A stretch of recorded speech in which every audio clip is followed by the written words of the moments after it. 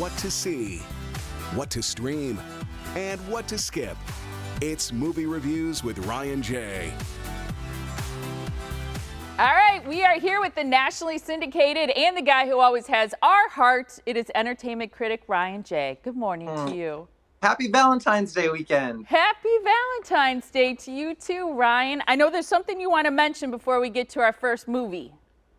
Love is Blind Season 2 starts today on Netflix. And if you guys watched Season 1, this one's even better. It features a guy named Shane who's from Wisconsin, and I'm going to be catching up with him soon, and we'll share that interview in the coming weeks on the show. Fun. I love it. Okay, so let's talk about Death on the Nile. This is PG-13, and this one is in theaters this weekend. This movie is absolutely extraordinary. It is the sequel to Murder on the Orient Express, which was directed by and starring, of course, Kenneth Branagh.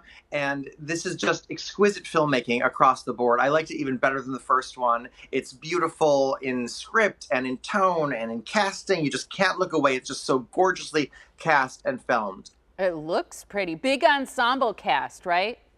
Yes, the ensemble cast is amazing. I mean, you've got, of course, Kenneth Beck as Hercule Poirot, Gal Gadot, you've got Annette Bening, Letitia Wright, who's the new Black Panther, Sophie Okonedo, and other stars. It is so fantastic. You just are like, can't stop looking at these people. It's old school glamour Hollywood. I've seen previews of this, trailers. It looks like the filmmaking is just extravagant. It really is extravagant in every sense of the word, from the design to the soundtrack. And, it would be awards worthy and it being considered of awards, but it kept getting pushed back because of the pandemic and because of the Armie Hammer controversy. I don't know that he'll ever work again, of the allegations against him. But because of that, they're sort of burying it here in February. Meanwhile, Kenneth Branagh's current other film, Belfast, is up for Best Picture. So at least he has that going. But this is also an awards-worthy film, aside from the Armie Hammer controversy. It's my favorite whodunit. See it. It's in theaters. Do what you got to do. It's just an extraordinary film. Cute. That looks good. Okay, this next one I've seen so many previews for, and I think it looks cute, especially for Valentine's Day. This is Marry Me, PG-13, in theaters and on Peacock. And it brings back together Owen Wilson and Jennifer Lopez. Can you remember the last time they made a movie together? In 1997? I don't remember the name, but I remember that they were, is it Maid? Was it The Maid? Anaconda. Oh. The horror film. No, I didn't remember that one. Okay, well, how is J-Lo in this? I mean, come on. She's amazing. This movie is for J-Lo fans. She's wearing very little. She's singing. She's dancing. She's playing a version of herself here. And, it's almost like a veiled commercial, like a cinematic commercial for a new J-Lo album. Ooh. Okay, so since they've worked before together, do they have that chemistry still? They're good enough actors that they really do make you believe that they are in love. But in what universe do you see J-Lo hooking up with Owen Wilson? So no matter how good they are, it's still completely implausible and errs more on the side of cute. It was based on a graphic novel, which is kind of funny. So it has that comic book element to it. But it reminded me a little bit of Notting Hill. We get a lot of movies where the girl marries the prince, right? But this Notting Hill or Marry Me reverses the gender, where it's like the regular boy gets to marry the pop princess. Or in Notting Hill, the boy marries the movie princess, So it's kind of fun that way. It's cute. It's in theaters today, but I'd say don't go see it in theaters. Stream it on Peacock, where it's simultaneously playing today as well. I love what you said about in what universe are they together. All right, Right. Yeah, I'm with you there. What about I Want You Back rated R? This is on Prime Video. And finally, a movie for Valentine's Day for people who just got dumped. Aww.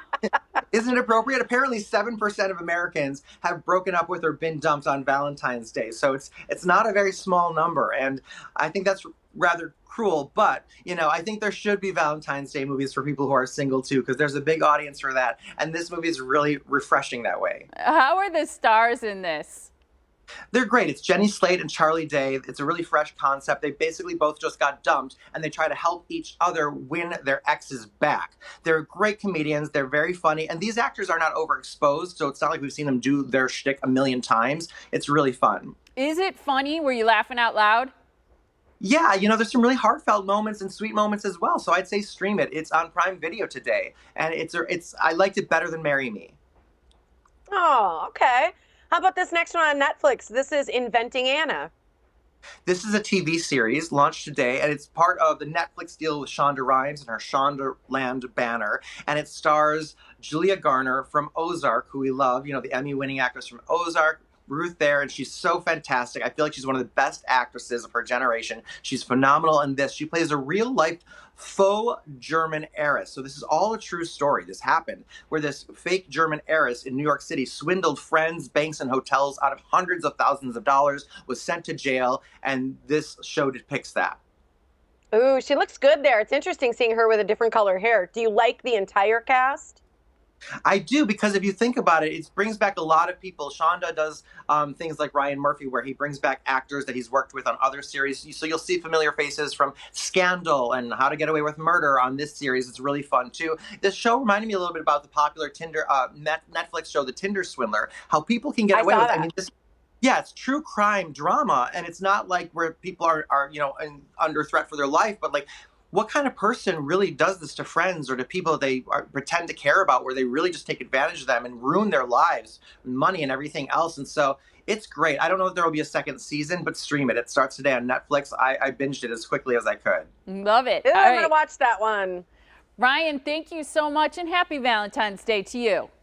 You too, guys. Thanks so much. Mwah. Absolutely. Kisses back. You can like Ryan J on Facebook, follow him on Instagram and Twitter, and for his full entertainment reviews, be sure to check out his website, ryanjreviews.com.